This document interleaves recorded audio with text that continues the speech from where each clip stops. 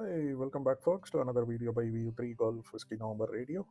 Today I have a WSPR beacon, a standalone beacon, and if you seen my previous videos, I've shown how I use my ZBTEX for WSPR. Now I found something very interesting on Banggood and placed an order, and it came within 3 weeks. So all delivered to India.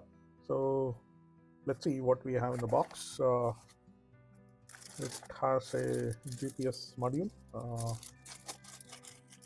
Let me open that for you. Standard GPS module with a SMA male connector, right? And this is the GPS antenna what we have. So pretty standard antenna, right? GPS. Then we have a USB Type-C cable, and this Type-C cable is work with data as well, not just for power. So now we get a lot of these Type-C cables which is used only for charging, right? And here is the actual device. So this is the WSPR beacon, very small. So if we measure this, this is about 6 centimeters by 5 centimeters and 2 centimeters. So 6 centimeters length, 5 centimeters wide, and 2 centimeters thick. So pretty much a very small compact device. And here are the okay, before we go to the ports, let's look at the front section. There is an on and off button, power indicator, GPS indicator, and a TX indicator, right? I'll give connection and do that. Okay. Then at the back side we have a USB Type-C. This is for both firmware updates, which I'll show how to do, and then power as well, right? You have to keep this connected. So this is it doesn't come with any internal battery, though that's a nice idea. We can put one internal battery. I think there is enough space inside that. We'll open it up and see. Then we have the GPS SMA female connector to the board, antenna connector SMA female again. This goes to any antenna that we are using, and this goes to the GPS receiver, right? Okay, so this is the device. Now let's see how we can turn this on and then connect the GPS antenna as well. Let me just move it a little bit and this out, right? So for the first time it can go for the connection. You need to take it outside. I could not get it to connect to the satellites within the house. So I'll provide the link for the Banggood site on this, and it comes with a PDF documentation. And follow the PDF documentation where you're supposed to open up a term window, Xterm or TerraTerm window, and then connect it to the USB COM port once you connect this to the laptop, and issue a config command where you'll give your call sign, your grid location, and the power and the frequency, right? I tried that, it did not work. Then I searched around and found another GitHub repo, and the schematic matched this. Schematic, we'll open this up in a short while. The schematic matches this, and I used that firmware, it worked fine. Now, there is one more friend of mine who bought the same thing. For him, 23 dB, in the firmware you can set the power. So for him, 23 dB worked fine, which is about 200 milliwatts.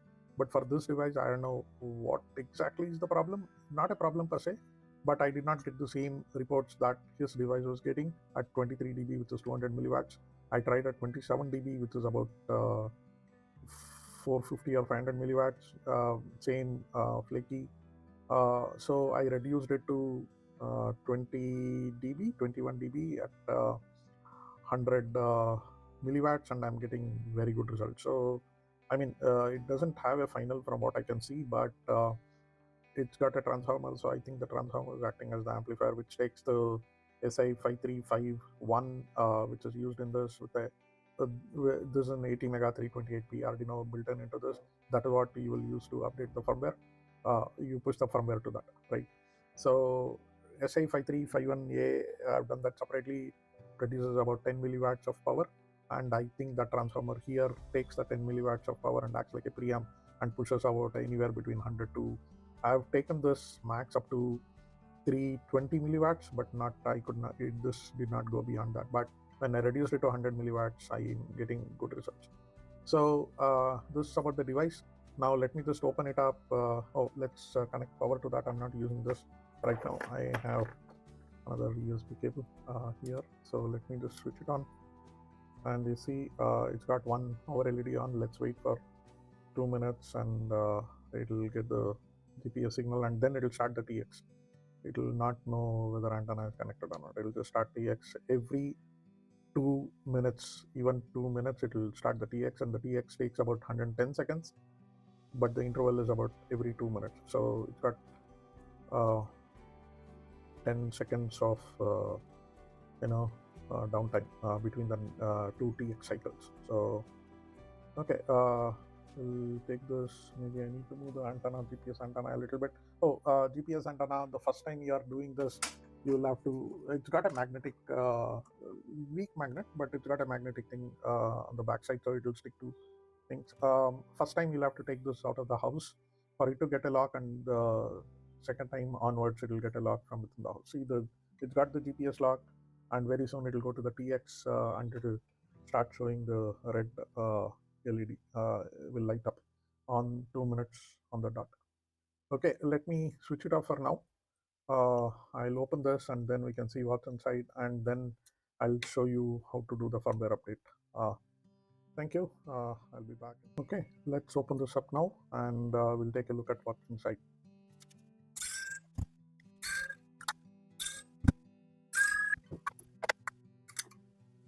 Okay, let me zoom in a little bit.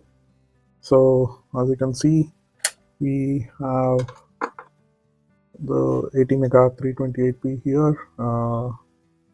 This is the GPS chip, I think, and this is the transformer I was telling you about, which ties to the HF antenna here, and you got the USB power regulation, and there's a very small battery which can store the date and time for the RTOC.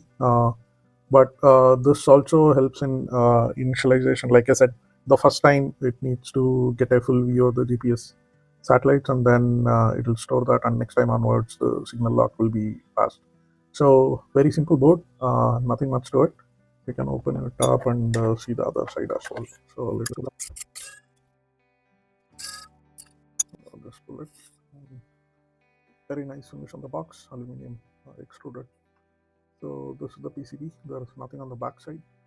Soldering could have been a little better, but otherwise very clean board, and looks like there is some isolation between the HF side and the GPS antenna side.